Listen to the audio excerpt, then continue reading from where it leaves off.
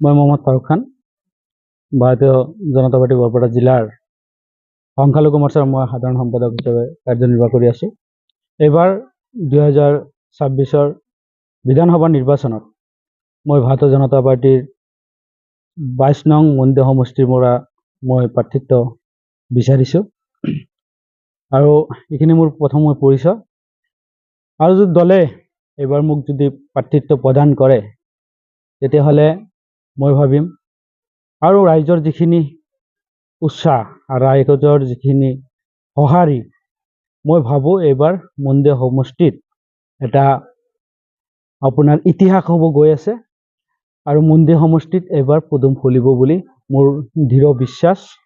আৰু কাৰণ বিগত দিনত আজি 70 বছৰে এইবিলাক সমষ্টিত যিখিনি সমষ্টি আছে, বিশেষকৈ আমাৰ মাইনৰিটি অধ্যুষিত সমষ্টিবিলাক মেক্সিমাম আপোনাৰ 70ৰ বিপৰীতে আমাৰ ৰাইজে ভোট প্ৰদান কৰিলে। এই হেতুকে আমাৰ সমষ্টিবিলাক বহুত অনুন্নত হৈ আছে। আজিৰ দিনত আমাৰ ৰাস্তাৰ অভাৱ, আমাৰ শিক্ষাৰ, আমাৰ স্বাস্থ্যৰ বা বিভিন্ন ধৰণৰ সমস্যা, গৰাখহনীয়া সমস্যা, এই বিভিন্ন সমস্যাৰে আমাৰ সমষ্টিখন জৰ্জৰিত হৈ আছে। অকল আমি এটা দলক ইমান দিন আমি ভোট প্ৰদান কৰি আমাৰ সমষ্টিখন অন্ধকাৰৰ দিশলৈ আমি ঠেলি দিছোঁ। এই হেতুকে এইবাৰ ৰাইজে বিচাৰি আছে যে যিহেতু আগন্তুক নিৰ্বাচনত ভাৰতীয় জনতা পাৰ্টিৰে চৰকাৰ হ'ব, গতিকে সেই হেতুকে আমাৰ ৰাইজে এইবাৰ সিদ্ধান্তই লৈছে যে আমি আৰু ভেঞ্চাৰ বিধায়ক নবনাই আমি দলীয় আপোনাৰ আমাৰ যিটো চৰকাৰৰ লগত আমি থাকি হয়তো আমাৰ সমষ্টিখন একেলগে উন্নত হ'ব। যাৰ কাৰণে আমাৰ ৰাইজে সিদ্ধান্ত লৈছে যে এইবাৰ আমি চৰকাৰৰ পক্ষত আমি ভোট প্ৰদান কৰিম। মন্দিৰ সমষ্টিৰ ৰাইজৰ মনৰ কথা।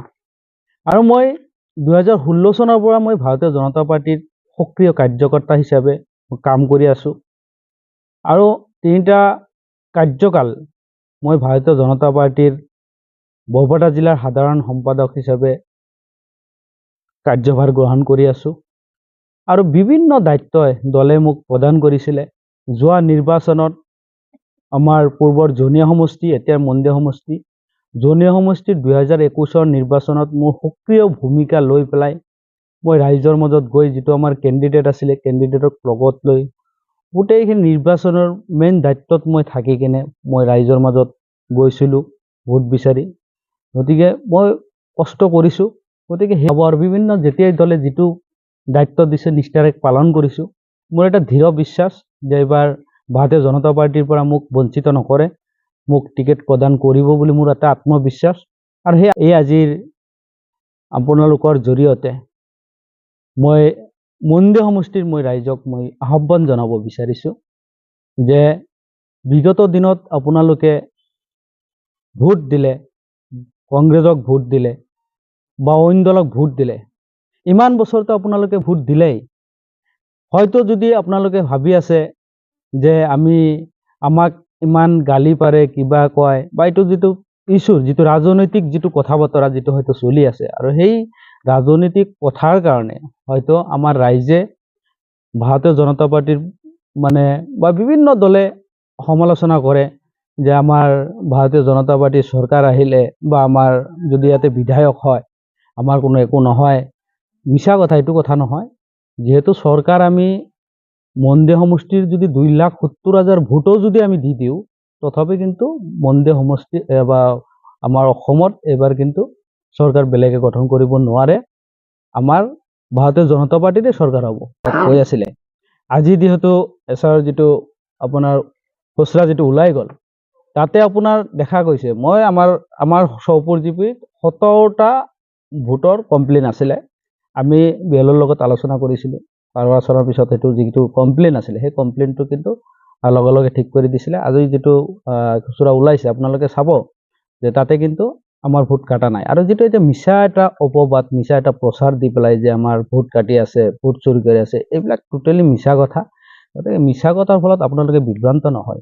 যিহেতু আমাৰ চৰকাৰ ভাৰতীয় জনতা পাৰ্টিৰে হ'ব আৰু মন্দিৰ সমষ্টিত উন্নয়নৰ খাতিৰত আৰু ইমান বছৰ আপোনালোকেতো ভোট দিলে, ইমান বছৰে দৰকাৰ হ'লে এটা বছৰ 5টা বছৰৰ কাৰণে আপোনালোকে ভুলেই কৰক, যে 5 বছৰৰ কাৰণে আমি ভুলেই কৰিলোঁ, 5 বছৰৰ কাৰণে আপোনাৰ ভাৰতীয় জনতা পাৰ্টিৰ বিধায়ক আপোনালোকে বনাই দিয়ক। মই ভাবোঁ 70 বছৰে যিখিনি কাম কৰিব পৰা নাই, এই 5 বছৰত মই 100% আপোনালোকক মই প্ৰতিশ্ৰুতি দিব পাৰোঁ, আৰু মই চেলেঞ্জ হিচাপে ল'ব পাৰোঁ যে এই 5 বছৰ যদি আপোনালোকে ভাৰতীয় জনতা পাৰ্টিৰ বিধায়ক যদি মন্দিৰ সমষ্টিৰ পৰা যদি বনাই দিব পাৰে, মইতো ভাবোঁ যে অসমৰ বুকুত এটা উন্নত সমষ্টি হিচাপে পৰিগণিত হ'ব। আৰু যিখিনি সমস্যা আজি ৰাস্তা ঘাটৰ পৰা আৰম্ভ কৰি গৰাখহনীয়াৰ সমস্যাৰ পৰা আৰম্ভ কৰি শিক্ষাৰ পৰা আৰম্ভ কৰি বা বিভিন্ন আপোনাৰ কৰ্মসংস্থানৰ পৰা আৰম্ভ কৰি যিখিনি আমাৰ সমস্যা হয়তো এই সমষ্টিত জৰ্জৰিত হৈ আছে, মইতো ভাবোঁ যে যদি ভাৰতীয় জনতা পাৰ্টিৰ ইয়াৰ পৰা বিধায়ক আপোনালোকে বনাই দিয়ে, উইথিন 6 মান্থৰ ভিতৰত যিমান সমস্যা আছে প্ৰতিটো সমস্যা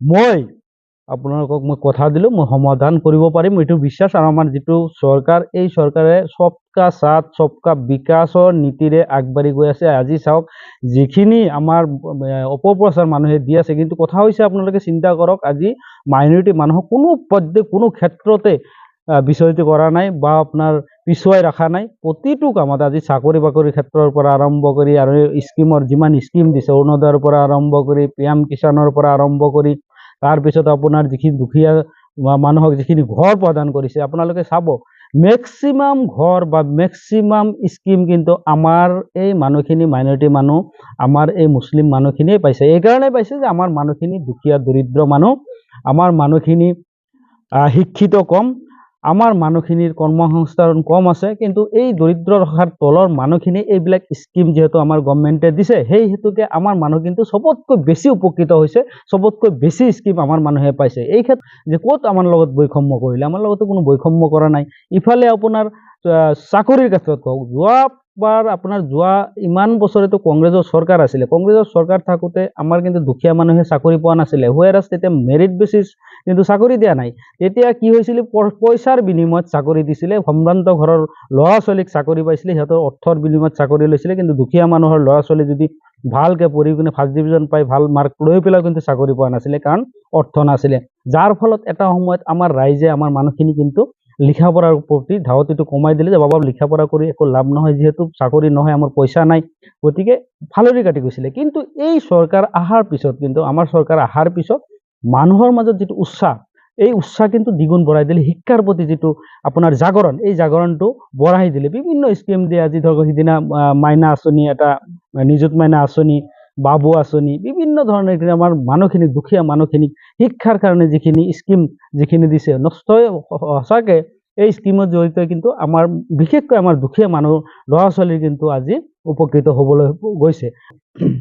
গোটেই অসমত আমাৰ জাতিটোক গোটেই অসমত ক'ব গ'লে মিয়া বুলি ইষ্টাব্লিছ কৰি আজি আমাক ইমান ধিক্কাৰ বা আমাৰ যিখিনি কথা আজি শুনিব লাগে, ইয়াৰ কাৰণে দায়ী কোন? ইমান বছৰতো মিয়া বুলি কোনো শব্দ কোৱা নাছিলে, কিন্তু মিয়াটো কোনে ইষ্টাব্লিছ কৰিলে? আমাৰ শ্বেৰমান আলী ডাঙৰেই এইটো ইষ্টাব্লিছ কৰে। তেখেতৰ মিয়া মিউজিয়াম লাগে, তেখেতৰ কিবা কিবি লাগে। আৰে নিজৰ ৰাজনৈতিক কাৰণে আজি আমাৰ জাতিটোক ইমানখিনি অপমানা কৰি কেনে আজি এটা এনি টাইম টুলুঙীয়া মন্তব্যবিলাক কৰি থাকে, কৰাৰ ফলত আজি কিন্তু আমাৰ এই মিয়া বুলি যিটো শব্দ, এই শব্দ কিন্তু আজি বহুতে উচ্চাৰণ কৰি আছে, বা বহুতো দল সংগঠনেও আজি ক'বলৈ বাধ্য হৈছে। কোনে কৰিছে এইটো কথা? এইটোৱে আপোনালোকে চাওক। সকলো আমাৰ মন্দিৰ সমষ্টিৰ শ্ৰদ্ধাৰ ভোটাৰক, সকলো জনসাধাৰণক মই শ্ৰদ্ধাৰে আৰু মই বিনম্ৰতে মই অনুৰোধ জনাইছোঁ যে আপোনালোকে এইবাৰ 2026 বিধানসভা নিৰ্বাচনত আপোনালোকে ভাৰতীয় জনতা পাৰ্টিৰ পক্ষত আপোনালোকে ভোট প্ৰদান কৰিব। আৰু মই কথা দিলোঁ, কথা নহয়, কথা মানে কামৰে দেখাই দিম যে 70 বছৰত যিখিনি কাম কৰিব পৰা নাই, আমি এই 5 বছৰত প্ৰতিটো কাম আমি সমাধা কৰিম। আৰু উন্নয়নৰ খাতিৰত অকল মোক নহয়, বিধায়ক আপোনালোক চবেই হ'ব। আমিতো ভাবোঁ প্ৰত্যেকটো, মই অকল বিধায়ক নহওঁ, যদি মই ভাবোঁ যে আমাৰ মন্দিৰ সমষ্টিৰ প্ৰতিটো ভোটাৰ বিধায়ক হ'ব। গতিকে আপোনালোকে লগত থাকি আপোনালোকৰ একেলগে আগবাঢ়ি কিনে আমাৰ মন্দিৰ সমষ্টিৰ উন্নত কৰিব লাগিব। আৰু যিখিনি সমস্যা আছে, প্ৰতিটো সমস্যা আমি একদম একফালৰ পৰা আমি সমাধান কৰিম। গতিকে উন্নয়নৰ খাতিৰত এইবাৰ আপোনালোকে ভাৰতীয় জনতা পাৰ্টিক আপোনালোকে ভোট প্ৰদান কৰিব বুলি মই আশা থাকিল।